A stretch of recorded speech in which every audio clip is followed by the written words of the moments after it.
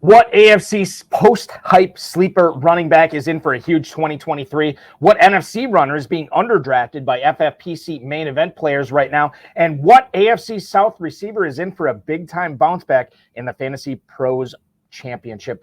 Plus, first-time FFPC main event players and Pros versus Joe's competitors, Jeff and Alan Eidelman, are going to drop by to talk about the step they're making from their home and office and friends leagues to winning $1 million potentially in the FFPC main event, as well as how they tried to take out the pros in their FFPC Pros versus Joe's draft this past Monday, and much more. We've got a great show for you. Ferrell Elliott is here. I'm Eric Balkman. Stick around. Your high-stakes fantasy football hour starts now. I've seen greater men than these lesson. Broadcast live and heard around the world, you are now watching the most entertaining hour of radio on the planet. Welcome to the High Stakes Fantasy Football Hour presented by MyFFPC.com with your hosts Eric Balkman and Ferrell Elliott. The High Stakes Fantasy Football Hour is your home for analysis from the best players in the world. And now, because no one else was available, here are Eric Balkman and Ferrell Elliott. Solace in the scripture, are we not all our father's sons? I became a man, nobody ever told me what a man was. Thank you, Rob. Thank you so much. Greetings and salutations to all you Balkaholics and Ferrelliacs. Welcome to the latest episode of the High Stakes Fantasy Football Hour presented by MyFFPC.com. Yeah, that's right. That's the FFPC, the Fantasy Football Players Championship. I'm your slightly above average host, Eric Balkman. My co-host is the definitive commissioner of fantasy football, Ferrell Elliott. Coming up on tonight's show, we're going to talk about that crazy, wild 49ers quarterback situation that's going on over in the left coast and how you can maybe capitalize on that in your FFPC main event, Fantasy Pros, and Best Ball tournaments right now. So we'll discuss that. We'll also get into a little bit of Sam Laporta. We'll talk about Tyjae Spears and much more on the show. Plus, a couple of first-time FFPC main event competitors are going to drop by. They're in the FFPC Pros versus Joe's Challenge. They drafted this past Monday night, and we're going to pick their draft apart with a little help from them. It's Jeff and Alan Eidelman who are participating not only in the main event for the first time this year, but in PVJ for the first time. They're going to drop by in about 13 minutes here on the program. Don't forget that you can win a $1 million grand prize in the FFPC main event. Slow drafts are going off right now at myffpc.com, as well as slow and live drafts going off in the Fantasy Pros Championship. That is going on at myffpc.com. Only a $350 entry fee, and you turn that into $1 million. Where else can you do that? Not very often, and not very many places can you do that this year. So make sure you're doing that. And Dynasty players, make sure you can play. If you want to play 365 days a year fantasy football, you can do that at myffpc.com. Dynasty leagues starting at $100, going all the way up to a $5,000 entry fee. We've had 1,400 plus leagues over the last decade plus. Not a single one has ever folded. So if you want to play Dynasty, the FFPC is where you want to go at it. Remember to like, subscribe, comment on this video, share, and get notified every time we go live here on the Fantasy Football Players Championship YouTube. Let's bring in our guest co-host tonight. Not guest co-host, he's the normal co-host of the program. You can check out all his leagues at KFFSC.com, including a KFFSC slow main event that is almost ready to fill. Join it now, KFFSC.com. Ferrell Elliott, welcome to the broadcast tonight. So glad to be spending this last Friday of July with you. Holy cow, I would normally say drafting season is sneaking up on us, but we've been doing this since January, and we are in the thick of it right now, man. You misspoke my introduction. Again, I'm going to have to talk to my agent. I think we had a teaser poster. I think you and Terp would be on the poster, and my name would be down in the corner. I just said, but no, Balky. It wouldn't. Good. It would not be down there. It is so. Yeah, I know my name wouldn't be on there. It is so cool to see you tonight. How are you doing, my friend? Well, it's getting to be that time of year, and I'm not going to complain of how busy I am because I love what I do. I love the fact that I get to hang out with you and all these FFPC players each and every Friday night, including the Pros versus Joe's drafts, which we did earlier this week. You can get those on demand, FFPC YouTube. Check those out, and we'll have more coming up this coming week. More on that on the program coming up. But yeah, Ferrell, this is why we do it. This is why we love it. It's that time of year. Training camp is going on. Like we are dialed in at this point. The news is coming out every single day from 32 different training camps around the NFL, and we're using it to our advantage. And hopefully tonight we'll tell the viewers how they can kind of manipulate that information to make sure they are drafting $1 million teams, and not only the FFPC Main Event, but the Fantasy Pros Championship as well. There's only going to be one guy that wins the $1 million, but there's going to be a lot of guys that said they were close, and there's going to be some guys that are going to have such a great time they'll think they won $1 million. So I think we're okay. We are okay. I think you're right. I think we're in really good shape for. And you know what struck me after Pros versus Joes as we continue through it, the smartest thing that an FFPC drafter can do is get in business with Armand Armani and the Fantasy Mojo. I mean, that's the most important thing. He does such a wonderful job of putting that together, and even with his information, you've still got some great head scratchers, but at least you can decide for yourself the right value to put on these players.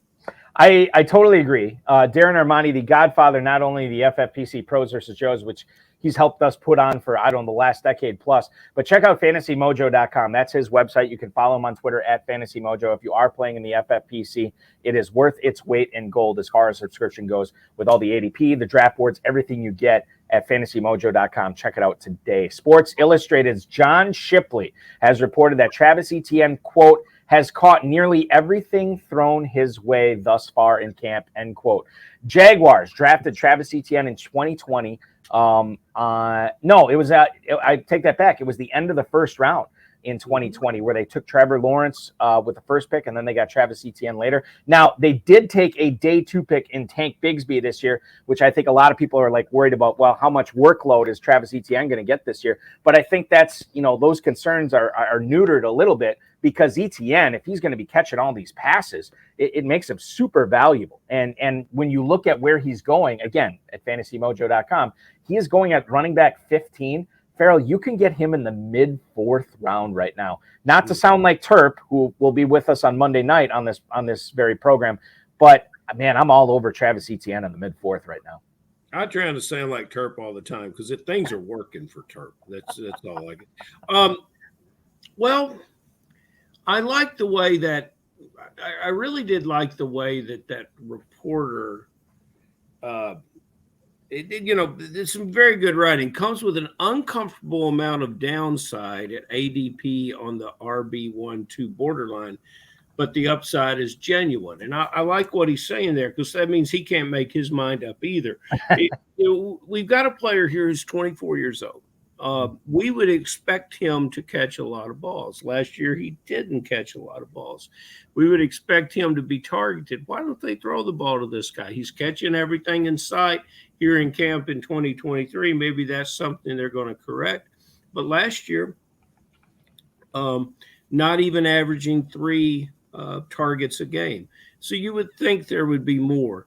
Then we add this wonderful receiver, Ridley, coming back to the group. The tight end acquisition worked. I thought it wouldn't. I think I understood that player, Ingram, not to be the kind of player that he is. There's so many things that are going on down there with these receivers, and this looks like a very powerful team. They're constructed to play into this franchise quarterback. So to answer your question about Travis Etienne, we got a team full of reliable, hardworking, high-character players, of which he is one. And when they're winning, targets, touches, all of that goes beside the board. And we as fantasy players are left to wonder, how much is he going to get? Now, it's not Tank Bigsby, but it's all these other players in this offense and what this team wants to do. Last year, they gave him 220 carries. Mm-hmm. The carries are going to be there. The team is going to be successful in the red zone. I would expect him to get more of the touchdowns than he got last year. I think it was 4. Are they going to throw the ball to him? Is he going to be targeted a great deal? I don't know. There was a game against Tennessee last year that they lost that he never could get untracked for rushing. I think it was somewhere around 30 yards. And so you would think, well, in those down and distance situations, let's get Travis the ball. 0 targets. And we can't afford that with a running back of this high standard to guys that are picking wide receivers and taking him in the 4th round. So there's my thoughts on Travis Etienne. And the jury is still out, and it is more risk from a fantasy perspective than some of us may be willing to take. 35 catches on the season last year. Travis Etienne, to Ferrell's point, on that December 11th game in Tennessee, 17 carries, 32 yards. That's just 1.9 yards per carry. He got in the end zone combined 5 times, rushing and receiving. No receiving touchdowns. All his touchdowns were rushing last year. So that's where we stand on Travis Etienne as far as Ferrell goes and as far as where I go. Now, where do we stand on Alexander Mattison? That is a different discussion, especially after Wes Phillips, the Vikings offensive coordinator, stated this week that he said he's comfortable with Mattison not only on first and second down, but on third down as well. Quote from Phillips: I think he's proven it over his career when he's gotten opportunities, and he's been very productive. The consistency of who he is every day, what he's put on tape, every opportunity he's gotten, his multifaceted run game, pass protection, and then his hands in the pass game, his route running ability. I think we're going to see a lot of good things, and maybe people didn't realize how good a player Alex Mattison really is. Now, the Minneapolis Star Tribune, which had this quote from Wes Phillips, also cited, like, look, you got to worry about, as far as if you're going to draft Vikings running backs, especially Madison. Ty Chandler's still there, Kenny Agwangu, Dwayne McBride, they drafted this year as well. It's going to be a cavalcade of talented rushers that are going to be touching the ball out of the backfield. Alexander Mattison right now, Ferrell, as far as the mojo goes in the Fantasy Pros Championship over the last 3 days, running back 21 at the end of the 5th round. Now, when you consider that he is going in the Cam Akers, Miles Sanders, J.K. Dobbins territory there, is Madison being underdrafted? Can you make a case for him be going higher after these last comments from his offensive coordinator? Or is he belonging where he is drafted? Does he belong where he is being drafted right now in that glut at the 5-6 turn? How many of the coaches are new in Minnesota, Balky? I don't know. I couldn't tell you who the OC was there last year. That I don't know. So I don't know how many are new. Okay, I don't either. That's something I wanted. This player will drive you crazy more than the Etienne thing. If you say, hey, Madison can do it given the chance, you're right. Go back to 2021 and look what he did against the Detroits. If you look at his average per rush, it's pretty damn pedestrian. He's like a 3.5 per carry. However, when you look at the chances, when you look at the numbers, when he had chances, like, again, against the Detroits, he seemed to beat them up in 2021. He was very, very successful. So you say, okay, this guy gets the rock and he does better. And you would think that the team last year would say, let's let him play a little bit. Last year, he was a mystery. He was buried on that bench. He wasn't given opportunities. That's what makes me think that the other guys get their share of opportunities. 39 catches in 2021, hardly caught a thing last year. Hardly did anything last year. Didn't get double-digit carries into a game until the end of the season. I really want to see some comment as to, hey, this is a feature part of our offense, because, yes, he does some nice things. I don't know if that translates to fantasy football success.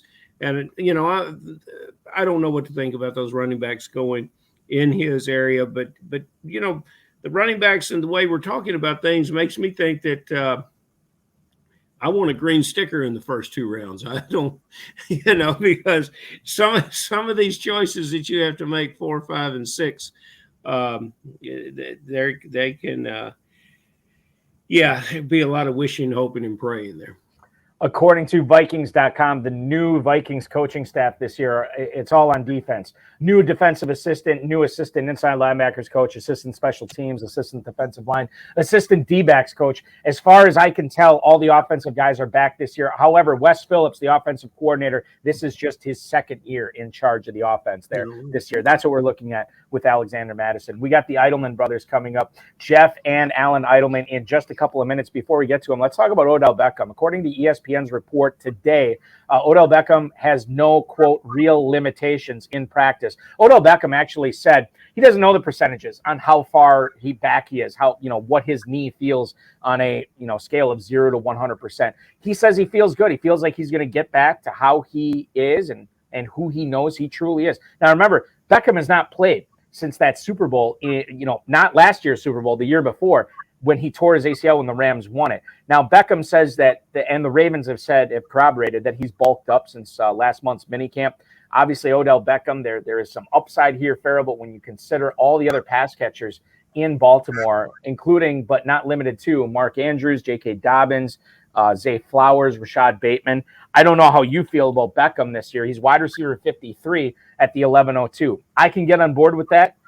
You're talking, we say Baker Boy, Joe Del Zanero, no such thing as a bad pick in the double-digit rounds. He's going in the double-digit rounds. I'm not saying I'm going to jump all over Beckham in the 11th round every single time, but if he's out there, a couple of drafts, I'm going to pick him up just to see what I have in him. Your thoughts on Beckham? You gave a lot of good names, but none of them are what this player can do. It's incredible athlete. You love the athlete, and you might love the maturity that's come.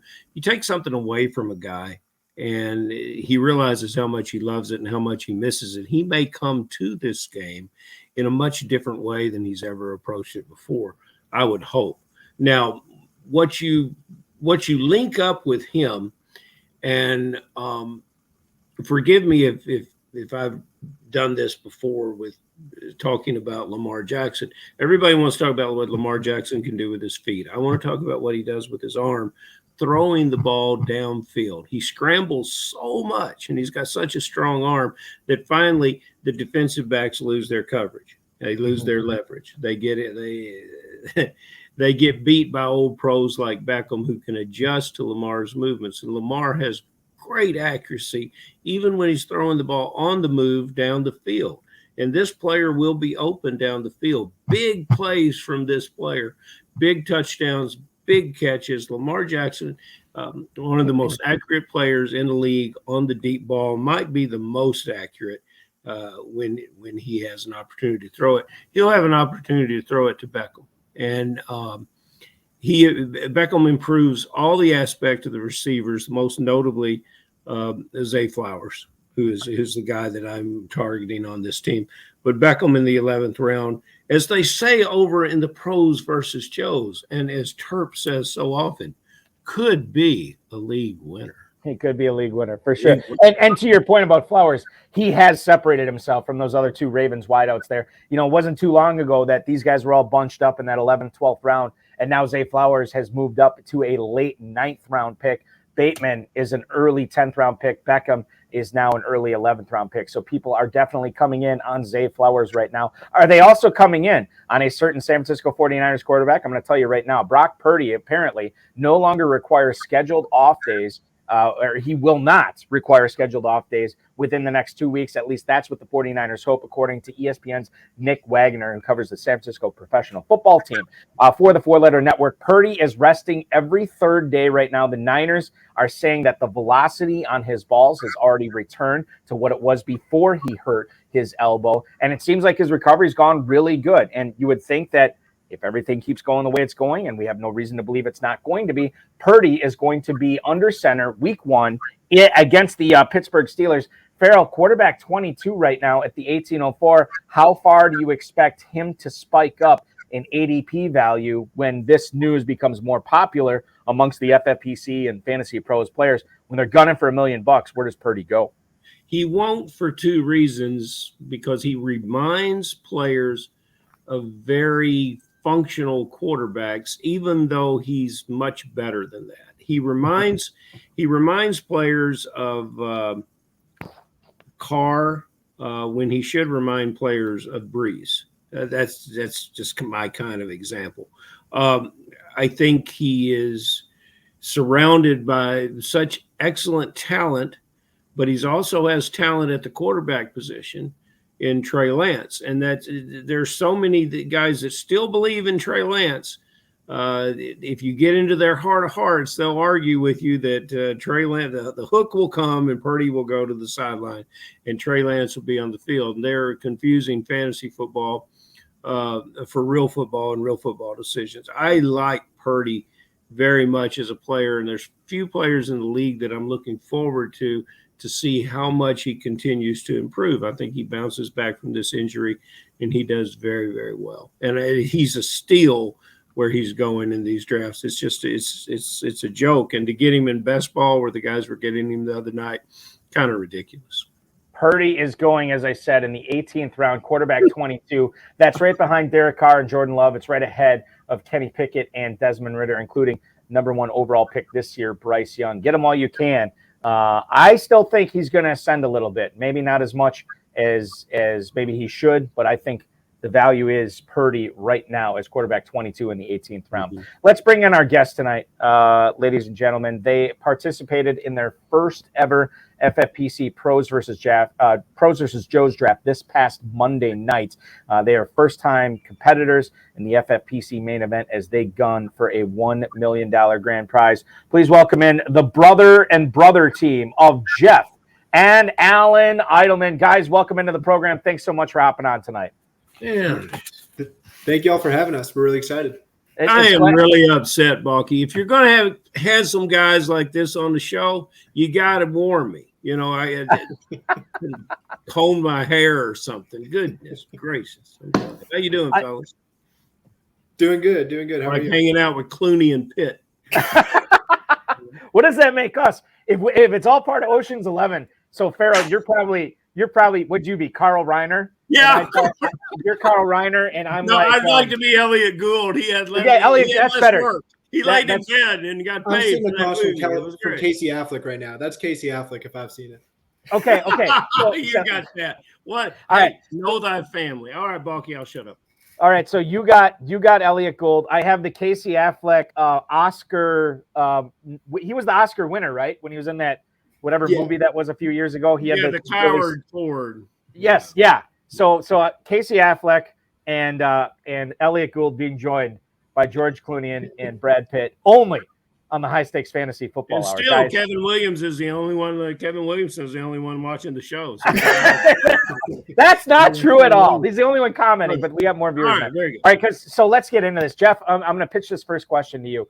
Can you tell us how you guys heard about the Fantasy Football Players Championship, how you got into it, and then sort of like how you made the leap to the main event and Pros versus Joes this year? Yeah, for sure.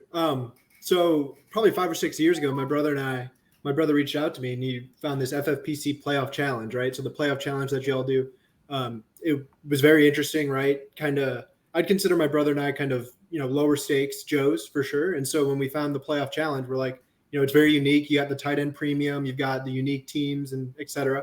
And, we had our fantasy football, drafts that we were doing on the side, but nothing really for the playoffs. And so FFPC was a great, promotion, and we came across it, and we've been doing that, 5 or 6 years, and we finished, in the top 200 or whatever it was to get an entry to the FFPC main event. And so we went ahead and did that, signed up pretty early, and then got into the pros, got the Pros versus Joe's email. I actually missed the first email and got lucky, got reminded. And now we got to draft with pros, and I know, we listen to all the pros. And so it's very exciting to be in a draft with them. And it was a tough room. I mean, we'll talk about the draft, I'm sure, but it was not an easy room. And so that's how we kind of got into FFPC, and it was a really fun time. So we're excited to be in the main event. We're excited to be in Pros versus Joe's. That's fantastic, guys. Where are you guys from? Both of us were born and raised in St. Louis, Missouri. St. Louis, Missouri, right down the road. So Did you go to the Battlehawks game this year? What's that? Did you go to the Battlehawks game this year? Neither of us are actually based in St. Louis anymore. They we kind of moved. left when the Rams left, I guess you could say. So It's a wonderful city, Balky, but it exports the talent. So where are you guys? Where are you guys residing now? Yeah, I'm living in Austin, Texas. That's a good place to be. That's where I'm at. I'm in South Florida, Fort Lauderdale. Excellent. And what is the age difference? All right, So- one of us is 28, one of us is 25. I got that's 3 years. That's the same difference between Balky and I. You All guys right, guess. look. You guys guess which one's the older brother. This one. Oh, you're the older brother. That'd be my guess as well, Alan. I would assume you're the 28-year-old. All right, we'll take it. Is that accurate? That's right.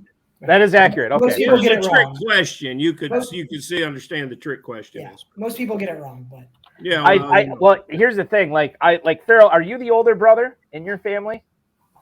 Yes. And I am too. I'm older than everyone in the family. Well, that's the thing. Like, listen, man, I'm the oldest of 3 kids. I can sniff out the oldest whenever I'm presented with the opportunity as that's well. an easy question then for y'all. Yeah, well, I wouldn't say easy. I mean, I had to use my instincts on this, but no one cares about what my instincts are for this, Ferrell. They only care about the Eidelman instincts in the Pros versus Joe's draft. Well, the Eidelman instinct in the Pros versus Joe's when they got the 4th spot, Balky, was not to pay attention to age.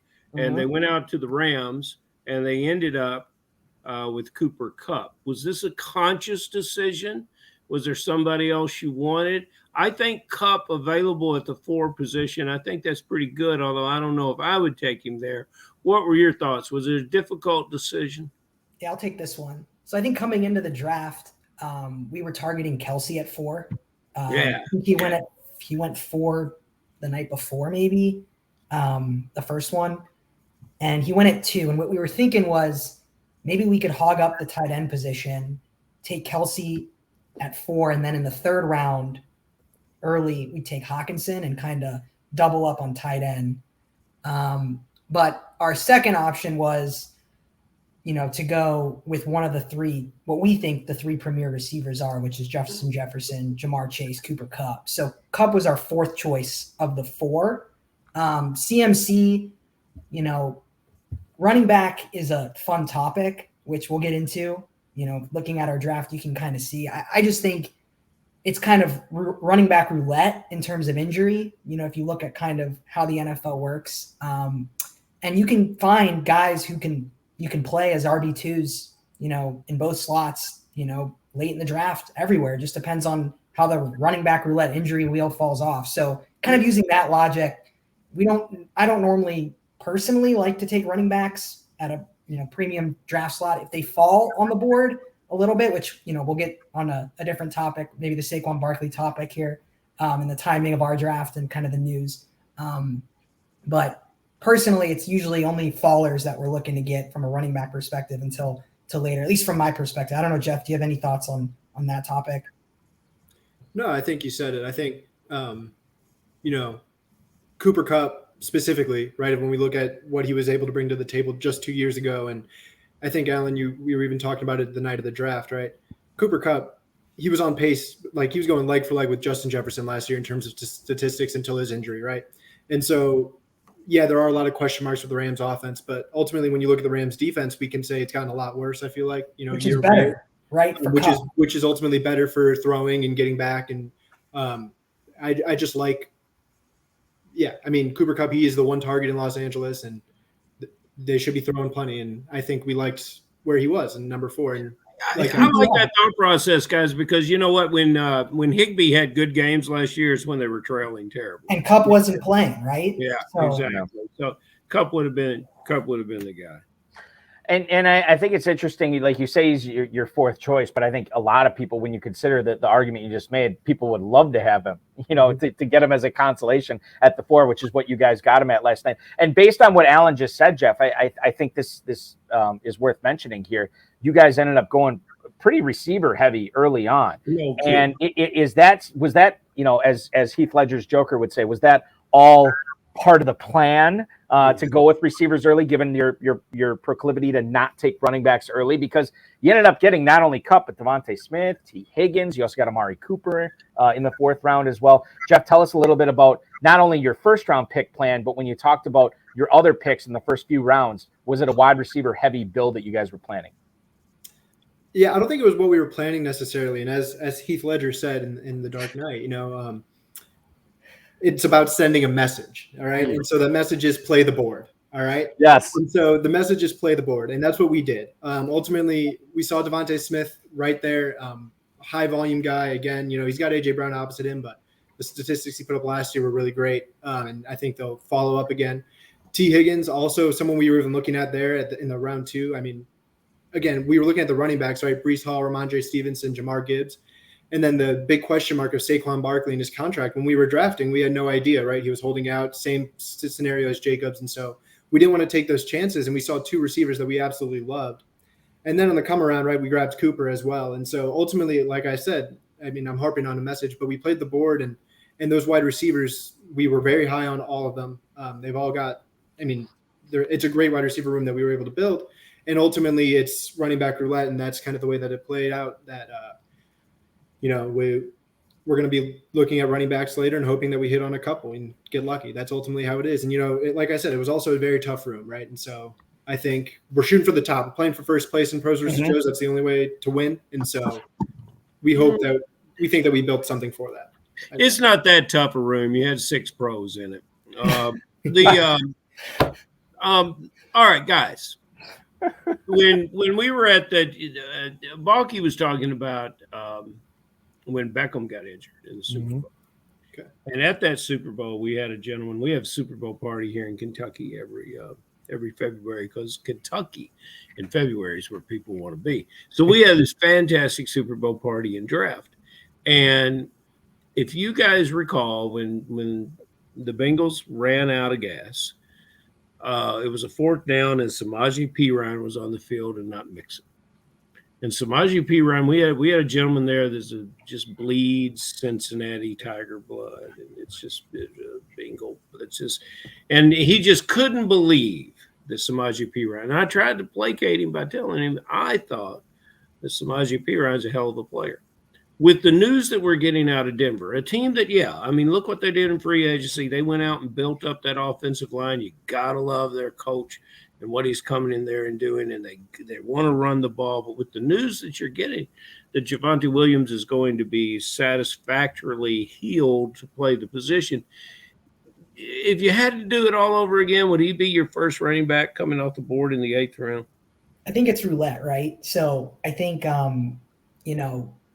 that offense has 2, what we think are 1A, 1B. And honestly, we like Javonte more. Not going to lie. We would have loved to take Javonte, but I think he got taken pretty early compared to what his ADP was, at least in the FFPC system. I think he was on the opposite side of the board, like 12 picks before we got Perine. Definitely someone that I've been pretty heavy on in some of my other best ball drafts before the news came out. Now that the news is out and he's going up the board, I probably won't take much at the new draft capital that it's going to take to get someone like him. Mm-hmm. That offense, Sean Payton, he's going to use both guys, right? He's going to use them both. Maybe Ingram Bush is what we're hearing, or Ingram Camaro, those combos, right? So it's just a name, right, in a 2-headed backfield. And if you look at the running backs we started with, Perine, A.J. Dillon, Brian Robinson, Jalen Warren, similar trends. 2-man backfields, 1A, 1B. We got the B on those. Mm-hmm. And all it takes is either A to go down or B to play better than A. Mm-hmm. And now you got RB2s or RB1s, with our first 4 running backs. So that's kind of the mindset for the first running backs, given that it took us 8 rounds to start touching that position. I'm willing. Now, are you guys coming to Planet Hollywood? No, we're doing the online draft, right, Jeff? Well, no, hell, you got to come to Planet Hollywood. There's spots available. They can still add another one. You guys, consider coming to Planet Hollywood. We need sharp young guys like you in the room, don't we, Balkman? We absolutely do. And speaking of sharp guys, Alan was right when he was talking about Javonte Williams. He actually went on the other side of the board, 7-11 to Nelson Verbit, the FFPC Pro from Dynasty Depot, who's been on this show before. Javonte Williams, that's where he went at that spot. Now, let's keep this conversation going here, Alan.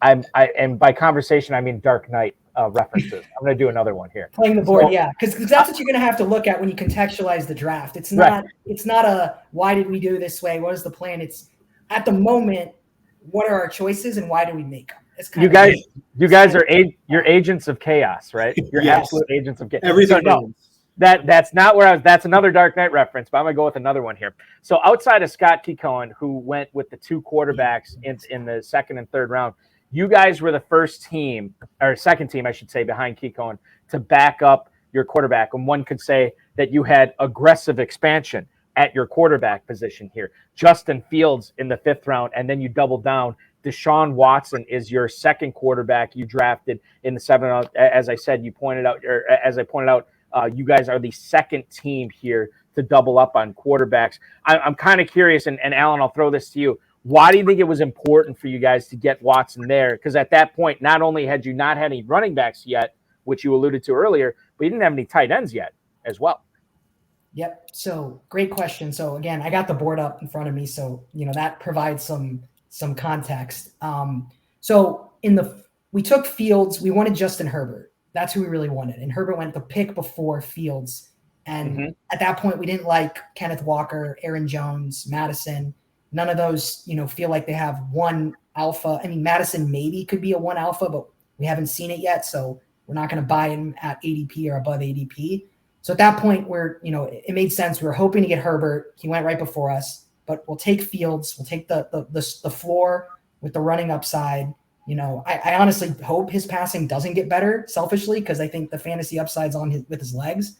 And then, at that point, we're like, okay, we're pretty good at receiver. We're good at quarterback. And when you get to the 6th round of our draft, we were looking at the teams behind us, and they had some of them had taken some running backs already. So we were hoping that there was 5 running backs kind of taken: Pierce, Miles Sanders, Rashad White, David Montgomery.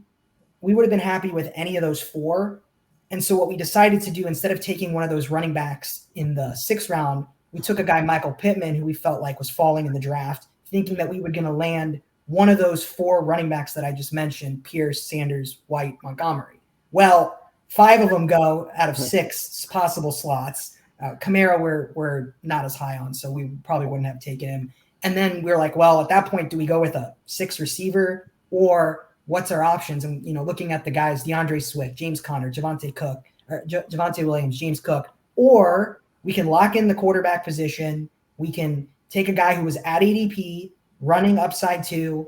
We have Amari Cooper. We can stack him up, even though, in this format, you don't necessarily need to stack, because you only need to beat 12 people. You don't need to beat thousands of people. So that's kind of what landed us in the decision. But when we took Pittman, we were banking on one of those 4 running backs to be there. Wasn't the case. And so we decided at that point the best choice was to lock in our quarterback position and go ham at running back and tight end pretty much the rest of the way. God, this is fantastic. You know what I was thinking the whole time you were saying that, Alan? Well, not the whole time, but I said I would buy a timeshare from this man in South Florida. I really would. You could sell me on anything, sir. And I think, but now you've got to sell me on these tight ends. You guys do much with horse racing? No. You pay? I don't either. Since 2017, when Always Dreaming won the Derby, and I retired and went off. But nevertheless, that's a whole other story. Now, but one of the things they do in horse racing is the captions, the synopsis of the race. They will describe the effort by the winning horse, and then they'll come to the lesser horses that didn't run so well, and they have a term for them that when you can't really say anything about them, it's called also ran. And I just love that. It tells me everything I want to know. Now, all your tight ends: Irv Smith, Dawson Knox, Isaiah Likely, Noah Gray. It's kind of clever. But I would see them at also rans. Who do you think is going to be your point scorer in this group, and why am I wrong? Because I'm willing to learn that I am wrong. Jeff, you want to take this one? Sure. So ultimately, our point scorers, at least what we're hoping for in the first half of the season, right, is we're hoping for Irv Smith and Dawson Knox to put up some touchdowns. Ultimately, what we were looking at the tight end position, obviously, we're looking in the 12th round is when we started to kind of see around ADP exactly what we were looking for. And with both Irv Smith and Dawson Knox, we have elite QBs throwing to them. So that's really high upside for us, right? We've got, there's plenty of weapons in Buffalo, plenty of weapons in Cincinnati, sure, but TE1 on both of those will be hopefully Irv Smith and Dawson Knox. Obviously, they've got Dalton Kincaid. I'm not really sure how that's going to look. He's going to be a receiver.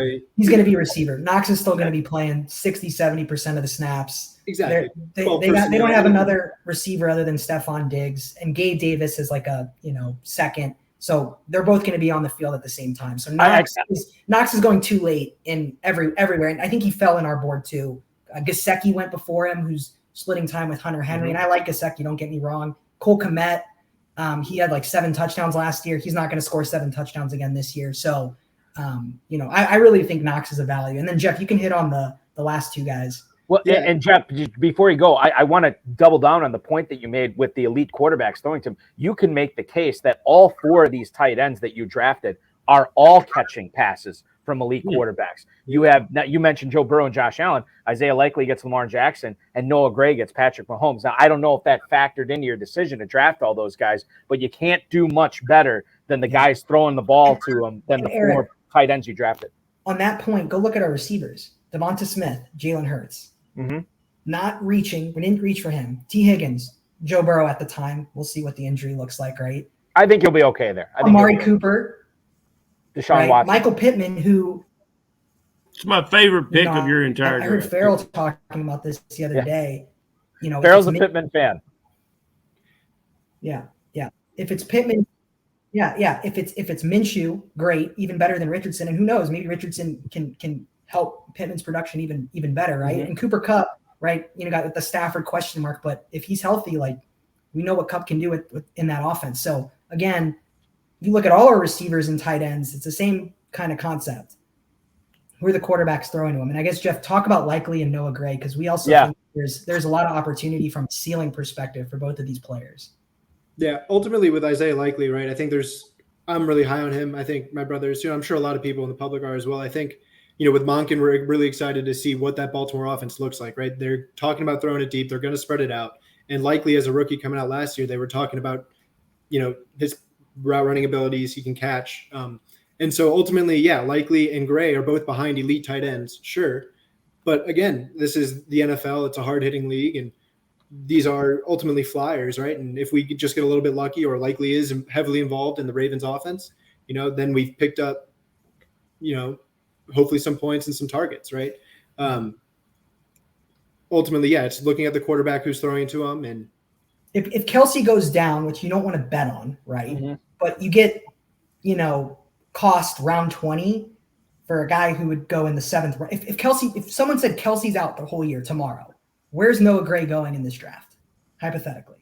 Oh, much higher than the. What did he get? He got him in the same thing as handcuffing running backs. We handcuff running backs in round 17 and 18 all the time.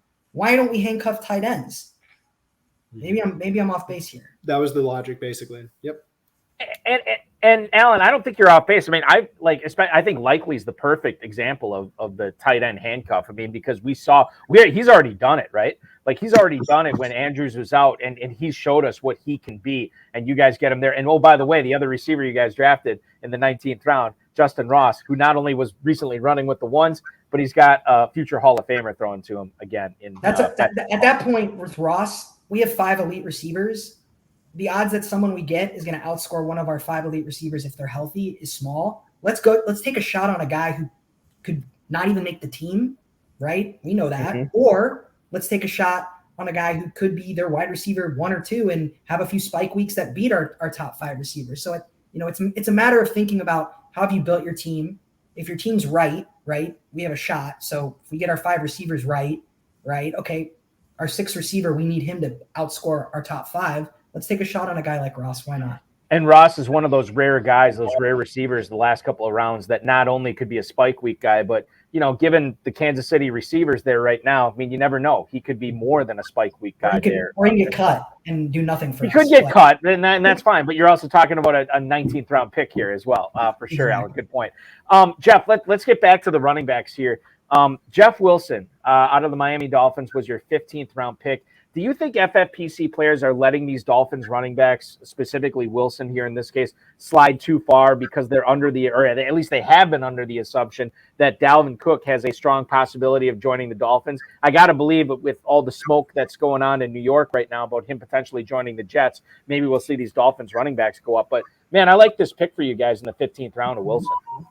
No, I think you're spot on there. I was also reading the news about Cook and visiting the Jets, et cetera, and I think – that we'll definitely see ADP across FFPC. I mean, both for Jeff Wilson and Raheem Mostert, right? I think, McDaniels comes from that Shanahan tree, from running back by committee-esque type, schemes. And ultimately with Jeff Wilson, I think Mostert went in the round before Jeff Wilson. And so I think we would have been happy with either of those 2 running backs. And Jeff Wilson fell to us. And I do think he's a little bit undervalued. I do think Raheem Mostert's a little bit undervalued as well. And if we do see Cook go to the Jets, or even outside shot Buffalo with that running back going down up there, you never really know where these free agents are going to land.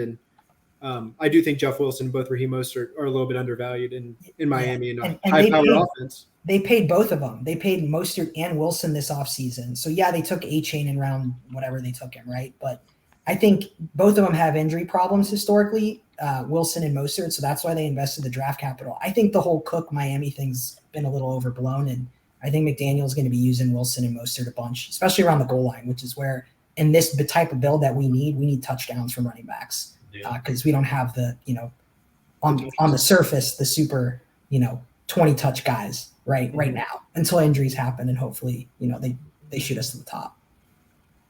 That's where I really thought you guys shined a lot in this draft. I wish you had both of them, but the coaching staff here is loyal to the people they had, and they want to win with the people that they want to win it with their people. Some coaches go to camp and they say, let's look at our roster and see what we have. Some coaches go to camp and say, I told you so. These are my guys, and this is who we're going to go This with. is that exactly that, Ferrell. And you guys draft just like that. These are my guys. Who's your favorite guy? I've already said Pittman and Wilson, so you can't have those favorite guys because they're my favorite guys. So who are your favorite guys in this draft? Alan, you can go first. Yeah. I like Jalen Warren. That's my, and Jeff might give the same answer. In terms of drafting, I don't think I have a single share of Najee Harris. Best ball across different sites. I could get burned, right? But in terms of talent, if you just watch the tape, you look at the advanced metrics, Warren just light years above Najee Harris, and there's going to be no excuses to keep him off the field. I also am lower on the Steelers in terms of their opportunity this year, just because the AFC is a gauntlet. So I'm hoping that gives Warren more opportunity later in the year. So definitely Jalen Warren, I think, is the guy. He reminds me of kind of I don't want to say it, but Tony Pollard, in a sense that I can kind of see Najee Harris, Zeke comparison in a few years coming soon. Jeff, what about you? Well, Jeff, hold that thought. Just to piggyback on Alan's point about Najee Harris there, I had the opportunity in a lot of leagues last year, especially in the KFFSC, Ferrell, to draft Najee Harris in the third round because he was falling, right? Like he was going in like the second round, and he was coming to me in the third, and I was still passing him up. There's a couple of drafts that I couldn't. I just like, okay, I got to try Najee Harris a little bit here. And I'll tell you this, in all those leagues I didn't draft Najee Harris in, I cannot remember regretting not taking That's what I'm saying. You know what I mean? Like, I cannot regret any Najee Harris FOMO from last year. And I think it continues this year, to your point, Alan. Jeff, your thoughts on your favorite pick in your Pros versus Joe's draft? Yeah, the favorite pick in mine, I think it's Amari Cooper. I mean, he's our wide receiver 4 right now, flex spot. Amari Cooper, I think with Deshaun Watson, Amari Cooper is an elite wide receiver, and we got him in the 4th round. Like, if we're looking at, he fell an ADP on the board, I think, too. I think so as well. I think Deshaun Watson, especially if you look at what we hope the return to form will be, from his 2019 years, Amari Cooper as a true number 1 receiver can beat man coverage. I think he's just an elite talent. And then we look at who's taken before him, like Christian Watson. If we talk about players I'm not as high on, that's probably one of them. Debo, there's just so much talent in San Francisco. But with Amari Cooper, Deshaun Watson's probably got a good relationship with him and is going to find his guy on a consistent basis. And so even though he was the 4th receiver we took, I just absolutely love Amari Cooper. I've got a lot of stock in Amari Cooper. Amari Cooper's ADP in the FFPC Best Ball Tournament normally is 404. You guys got him tonight, or Monday night, beg your pardon, at the 409. So it's almost a half round worth of value there. So good job on you. And I'm kind of with you, Jeff, on the Watson thing. Like, I'm in Northeast Wisconsin here, and I'm as high on the Packers as anybody, but the disparity between Watson and Dobbs is something that has me targeting Dobbs a lot more than Christian Watson as far as how high you have to take him. Watson, a lot of his fantasy production was touchdown based, right? Yep. And I'm not saying he can't regress from the other standpoint of volume, right? He had great yards per route run metrics. Everyone talks about all that, right? But we don't know what Jordan Love is, right? Mm-hmm. Is he going to be as good as Aaron Rodgers? And let's say the touchdown cliff happens, right? That it's it's hard to sustain such high touchdown rates, right? So I think Watson, you're kind of drafting him already at his ceiling. I don't personally. Some people might argue that point, and we'll wait and see how it plays out. But I personally think you're drafting him at his ceiling at current ADP. Yeah, I think I'm with you on that, Alan, too. I think Watson is being drafted darn near as high as he is going to perform this year in the first year under Jordan Love, especially when we heard all these positive reports about Love and Dobbs as well. Let's throw I'm going to do a couple of emails that came in tonight. Jeff, I'm going to pitch this first one to you. It's from George in Greensboro, North Carolina. And he writes, I thought your team is going to be very competitive in your Pros versus Joe's league based on how it turned out.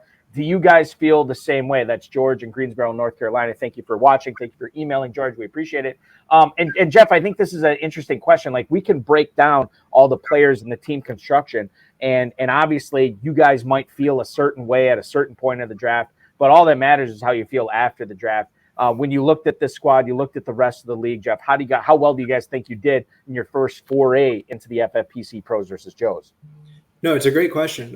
My brother and I, we talked immediately after the draft, a little post-mortem on it, and we're looking specifically right around 6 and 7 when we took Pittman and Watson, when we doubled up on QB. And, you can always kind of second guess your decisions, but ultimately I think I'm very happy with our draft. I do think we're in a great position, right? We've got a lot of high-end ceiling guys, the guys that we drafted in our first 6, 7, 8 rounds that Alan kind of spoke about, these are guys that we think are going to stay healthy, that have just incredibly high upside. And ultimately, with running back roulette, the way we've structured our team, you do have to get a little lucky, but that's in every best ball draft, right? The things have to go your way.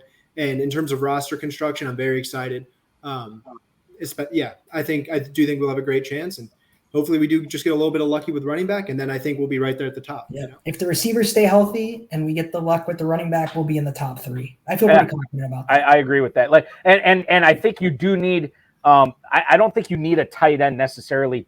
A tight end to hit, but you probably need some like a conglomerate of production from those tight ends over the course of the season. We need Kelsey to miss 3 weeks, get some Noah Gray points. That'd be a window right there. Andrews to miss a couple weeks, get some Isaiah Likely points, And then you got Irv Smith, who we don't know, right? Hayden Hurst was fine last year, and Irv Smith, he's been hurt. We don't know what he could look like in that offense in Cincinnati. And, we already talked about Dawson Knox, right? I don't see maybe a little bit less playing time, but I think we're fine at tight end, honestly. I think Smith and Knox can give us enough, at least until we maybe get the ceiling points from Likely and Gray if we get some injury luck with the Kansas City and Ravens guys. Alan, let me pitch this other email to you. This is from Bruce in Detroit. Who's your favorite Saints running back to draft this season? Bruce in Detroit, thank you for watching. Thank you for emailing. It's a great question. And the problem that I have with the Saints is the Taysom Hill factor, right? When you get in the red zone, you're not Jamal Williams, Kamara, Kendre Miller, right? Mm-hmm. And then Taysom Hill. And so that's the problem I have getting behind drafting Saints players. It's not just running backs. It's, Jawan Johnson. They brought over Foster Moreau from the Raiders. There's all these players, and Olave might be the only one, but Michael Thomas is coming back, and if he's healthy, right, I just don't know where it's going to be and where it's going to come from. I think if Alvin Kamara is not on the team week 1, then you're getting value on Kendre Miller and Jamal Williams, but it doesn't seem like that's right now the case. So for me, I'm kind of out on all of them at ADP, given kind of the totality of those factors. The Taysom Hill factor really just, they use him a lot. He scores rushing touchdowns in the red zone. And I don't know. It's a good, if I had to pick one, I'll take Kendre Miller because he's the rookie, but that's the only reason why I'd give that. Jeff, any comment on that? No, I don't. That's exactly how I feel as well. Kendre Miller is also the cheapest of the 3 too. Kamara 710 in the FFPC. No, I beg your pardon. This is the Fantasy Pros Championship. Alvin Kamara at the 710. Jamal Williams going at the 1006. Kendre Miller about a round and a half after that at the 1202 is running back 48. So oftentimes when you don't know on this, and I think you guys are in the majority here, you just go with the cheapest guy, right? Just to get a piece of it to see what happens. Kendre Miller would fit the bill there. If they're all there. Are they just going to take each other out? I don't know. So, yeah, and that's another good point too. Maybe the answer is just fade the Saints running backs in general. They do have a pretty talented quarterback there this year, and Derek Carr. They have Michael Thomas coming back. Chris Olave is obviously super talented. I know there's a lot of people on Rashid Shaheed. I like Shaheed, but if Thomas is healthy and all these other weapons we're talking about, it just seems like there's so many mouths to feed. So at ADP, are all of them kind of at their ceilings? That's a question, for the audience to consider. Right, exactly. I'm totally with you on that. Ferrell, we have time for one more question for the Eidelmans tonight. One more question, and I think you ought to recognize Fluffe Mester, who is once again in the chat room. Somebody joined Kevin over there. But guys, we'll go age first, and then defer to youth quickly. I need a fade and a target, and you cannot use a guy. You cannot use a name we've already come with. I want to know someone that you will not be on any of your fantasy rosters, especially your maiden FFPC main event team, who you're going to fade and who you're going to target. Yeah. Let's start with you, Alan, and then hit us up. Ferrell, you're not going to like this one, but Derrick Henry, I've been off of him for years, waiting for the age cliff to hit. And I can understand that because 15 to 20 touchdowns is not what you're interested in. I watched you draft the other night, and I can understand that, but that's okay. And I might lose my shirt fading it every year, right? Yeah. But at some point, 1 year you'll be right. Yeah, exactly. Exactly. So Derrick Henry, we took Tajay Spears, right? And I was drafting a lot of the Titans receivers before the Hopkins news. Now at ADP, I won't take any more of the Titans stuff. I have a lot of Tannehill before the news came out too. But now with things going up the board, I won't bite. You're going to be fine. You're going to be fine with your Titans receivers. They'll catch more with Hopkins there than they ever. Yeah, no, I agree. So I think that take on not Henry might bite me, but it's an age thing, and he went up the board too as a result of all this. So I'm hoping they give Tajay Spears some work, and they end up realizing maybe he's the more efficient runner. We'll see, right? And then and that's a bold claim because Derrick Henry's been an absolute monster. So I doubt he'll be the more efficient runner unless we get the age cliff that we're hoping for. And then guys that, we talked about Jaylen Warren, Javonte Williams was a guy I was taking. So I can't say that anymore because of the new news that came out. A guy that we weren't able to take. And I mentioned Justin Herbert. I like him a lot. That offense, with Kellen Moore to the moon, I think, same with Lamar and Monken. A guy that I want to take in drafts that we haven't talked about yet, I guess Deontay Johnson. He didn't score a touchdown last year, and he's a PPR machine. So that's a guy I'd love to take in drafts. I'm not high on Pickett, but he had enough volume last year with him, so I'm hopeful that maybe they'll be down enough in games that he'll get enough volume. But he's a stud. He separates at a high level. Maybe he'll find the end zone a few more times this year. So I'll go with Deontay Johnson. Okay. My fade Jeff. And target are pretty directly related. I hope you guys will like it. So my fade will be Jordan Addison. Obviously, haven't seen him in the NFL. I just think ADP compared to who I'm going to now target is KJ Osborne. I think KJ Osborne in that offense, now he's got Thielen out of the way. He is a true number 2. And, you've got a couple rounds of space before you can grab KJ Osborne, where Addison's got this rookie factor, this first-round pick, hype around him. And I'm sure he'll be a great player. There's nothing wrong with that. I'm just thinking ADP-wise, right, I can get someone who's been in the offense, someone who's been with Kirk, now who doesn't have that number 2 in Thielen anymore to kind of taking his place, though, where maybe KJ Osborne can take that spot as opposed to a Jordan Addison. So it's a little bit of a gamble. I just think looking at ADP and just looking at, we don't know what we don't know with Jordan Addison. And I think KJ Osborne has seen plenty of snap share in Minnesota, and I think that'll only go up with Thielen gone. So that's kind of what I'm doing in drafts, and could be completely wrong, but just two kind of related fade and target right there. What about you guys? Do you guys have anyone? For me, and I'll go first in this. Ferrell, I'll let you weigh in. But for me, I never really eliminate anybody off my board, and at the same time, I'm I subscribe to the theory of letting the draft come to you, right? So there's a lot of players that I don't necessarily like at their current ADPs, but if they fall, I'm on board with it. I'll tell you one guy I do like, and perhaps I'm wearing my green and gold colored glasses right now, but I continue to like Aaron Jones, a guy that is going in the mid-4th round, a player I think that Jordan Love is going to lean on quite a bit, a player that set a career high in receiving yards and receptions last year, and a guy who maybe didn't get the touchdowns last year, but we know those are fluky. I'm not a big A.J. Dillon guy. I think Aaron Jones is a huge meal ticket in this offense, so I love Aaron Jones in the mid-4th. That's probably the guy I would be targeting, and I have got him in a bunch of drafts this year. I don't know if I necessarily have a fade, guys. I think Jahmyr Gibbs, to me, on the surface, should be a fade, but I think you're still getting a discount on him right now because I think he's going to go up like another round or so. So I think while I'm a little bit nervous to draft him, I think if you like Gibbs, now's the time to get him. Ferrell, what do you think? That's good assessment. I really like the way you guys handle each. And Kevin Williams suggests you guys should be attorneys He said Lawler. Yeah. Okay. Well, yeah, and Kevin, he would hire someone that should be an attorney. Remind him, he wouldn't hire an attorney. Never mind. I am fading likely Knox, Noah Gray, and a double fade on Irv Smith. And I am praying that you guys will change your tight end strategy and get one sure targeted tight end in your FFPC draft. And it's a different format, and I'm sure you will. But those are the guys I am fading. But I love the way you sold yourself on it. I think that's what's brilliant. And I love all those guys with the exception of Irv Smith. As a third tight end, what you're saying is legitimate there. I just don't think you have enough at the position to win. And when Dawson Knox catches 85 passes, I'll be the first one to say, those brothers were geniuses. All right, congratulations.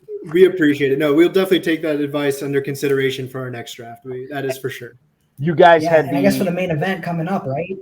Right, exactly. Yes. Exactly. And you guys had the 4 pick in Pros versus Joes. You will find out where you're drafting in the main event coming up on Monday when we make that early draft slot announcement. You can start plotting your way to success. To Jeff's point right now, 6 rounds of ADP separate Jordan Addison and KJ Osborne. Addison going in the 6th. I think it was a 6th round, if I remember correctly. I gotta look at it again because now I'm nervous. I might be getting this wrong. But if you look at Jordan Addison right now, he is going in the 8th round. KJ Osborne the 14th. That's what it is. So 6 rounds separating them there. And only 17 weeks and a draft separate the Eidelman brothers from cashing a $1 million grand prize in the FFPC main event. Gentlemen, thank you so much for carving out a little time on this Friday night to discuss your Pros versus Joes draft. Congratulations. A very successful outing in that. And good luck, not only in the main event, but all your leagues this year, guys. Thank you so much. The HSFF Hour is indebted to you. Good luck this season. Thanks, guys. Appreciate y'all. Great time. Absolutely. Thanks. Thank you. Appreciate it, guys. That is Jeff and Alan Eidelman hanging out tonight with us on the HSFF Hour. So glad to talk with those guys. They drafted from the 4 spot on Monday night in the Pros versus Joes number 2 draft. They'll be drafting in the FFPC main event as well this year. Very, very fun to talk with them. Ferrell, I have to bring this up. When we look at the Kentucky Fantasy Football State Championship, we are looking at the main event slows. And obviously the main event lives too. Cincinnati, Louisville, which it's going to be a great time. Just got my flight booked to Louisville. Can't wait for that. But if we look at the KFFSC main event, there is a slow draft that is getting ready to fill, and you can register for that at KFFSC.com. I'm going to jump in that one, so you can literally draft against Balky. Absolutely. Fantastic. As we gun, I'm still trying to cash that main event grand prize in KFFSC, and I can't wait to try it again this year. So make sure you're registering at KFFSC.com. What else should we know about the Kentucky Fantasy Football State Championship this year? The thing you have to know is we're 30 days away, Balky. It's time for you to get that airline situation straighted out. Yes, You did? You said it's all done. That's all good. Oh, that's fantastic. I appreciate that. We would love to have you. Anyone would come down and hang out with Balky and draft against him. We are drafting live August 20th in Cincinnati at the Hard Rock Casino in Caesar, Southern Indiana. We have 3 great live dates, 25th, 26th, and 27th. We've got a good online leagues. They'll be both slow and fast drafts. But yeah, Balky, I think you have I think the blaring headline that is such a great thing of beauty is that you, sir, are playing in the slow draft that is coming up as soon as it fills. So thank you for joining, and I imagine that will be a catalyst for others to join you and get a taste of Kentucky. And I tell you what, the guys that we just had on, they should enjoy that slow draft because you know what? You must start 3 wide receivers, so it's made for those guys. Yeah, absolutely. Yeah. And it's always enjoyable too, because as much as I like to say the FFPC, you can form your team any which way you want. 2 running backs, 2 receivers, a tight end, and 2 flexes. Man, Kentucky, I have gone hog wild in forming. I've gone 0 RB. I've gone robust RB. I've loaded up on the receivers and the tight ends. Like, it's crazy how many different ways I've drafted there. It's always so much fun. Can't wait to do it again in Louisville. We will follow all the updates, KFFSC.com. Ferrell, thank you so much, man. We will talk with you again on Sunday night for Pros versus Joes number 4. Very good, Balky. Thank you. Ferrell Elliott, ladies and gentlemen, the definitive commissioner of fantasy football, joining us tonight. I want to thank Jeff and Alan Eidelman. I want to thank Ferrell Elliott, the FFPC, Rob Bryce, and of course, each and every one of you. We return on Sunday night for Pros versus Joes number 4, just to give you a taste of what's going on in that draft. I think I have it up here. Yeah. So number 4, you're going to have the Joes consist of some former guests of the show. Danny Mueller, Gary Kerr is going to be in that draft, and then some new guys. Tyler Holder, Jason Barr, Joe Jackson, Gary Knight, Brian Covert are all going to make up the FFPC Joes. The Pros, this is going to be a tough league. John Paulson from 4 for 4, Doug Orth from FFtoday.com, Mauricio Gutierrez from Estadio Fantasy. He is going to be drafting Curtis Patrick and Ryan McDowell from RotoViz and Dynasty League Football, respectively. And then you get the trio of Dan Williamson, Theo Greminger, and John Daniel from the GOAT District. They're going to be drafting. And, of course, our good buddy Jim Coventry from RotoWire is also going to be in that draft. That starts at 7 o'clock. I beg your pardon. That starts at 8 o'clock, 7 Central. 8 p.m. Eastern time on Sunday night. We will see you there for that. This show will return. We're going to have a double dose of High Stakes Fantasy Football Hours this coming week. We're going to have one on Thursday with myself and Dave Terpoli. We're going to be covering a live Fantasy Pros draft that night at 10/9 Central. You can register for that league. I'm going to give you the league number right now. Terp will be in that draft. You can actually draft against him. It's going to be league number 54072. Register for that now at Fantasy Pros or at myffpc.com and the Fantasy Pros Championship. And then back-to-back nights. Friday, we're going to do another one live on the High Stakes Fantasy Football Hour. More draft coverage. It's league number 54076. You can register for that right now. We will cover that draft right here on the High Stakes Fantasy Football Hour at 10 p.m. Eastern Time. You can, in case you missed yesterday's High Stakes Fantasy Football show on the Better Sports Network, check out the replay on any of the BSN or FFPC social channels. Mark Garcia from 1 Week Season, the 33rd Team and Player Profiler, was my guest. We had a lot of fun talking fantasy football, talking a lot of game theory with him as well, a guy who is an expert in game theory. If that trips your trigger, you're going to love last night's episode. We will be back at 7/6 Central on Thursday night with more BSN High Stakes Fantasy Football show with myself and another special guest. $1 million grand prize is available in the Fantasy Pros Championship. The bad news is the midnight draft already filled tonight. The good news is we opened another midnight draft. You can sign up for that right now, myffpc.com. Take your shot at $1 million grand prize. You can also win $1 million in the FFPC Main Event. For those of you who hit the early draft slot deadline, you're going to have those early draft slots on Monday. You'll figure out where you're drafting. Remember to like this video, subscribe to the channel, comment on this video, share it with your friends, share it with your enemies, share it with everybody. It's just like Coke. You want to share the FFPC High Stakes Fantasy Football Hour with the world. I would encourage you to do that as well. Get notified, hit that bell every time we go live. You will know when we are coming live with more draft coverage or another great guest or a couple of great guests like you had with the Eidelmans tonight. Thanks for watching, everybody. We'll talk with you Sunday night at 7/6 Central for, beg your pardon, at 8/7 Central for more Pros versus Joes coverage. We will see you then, everybody. Thanks for watching.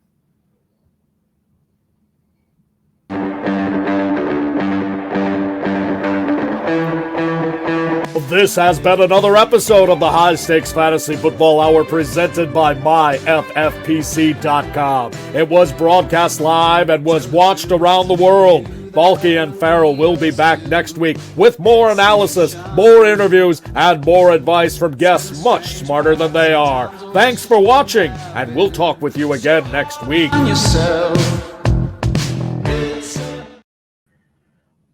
I am indeed commissioning the Fantasy Pros Championship draft at midnight tonight. So if you're in that, I will see you there. And if you want to sign up for draft number 59249, I'm commissioning that one as well.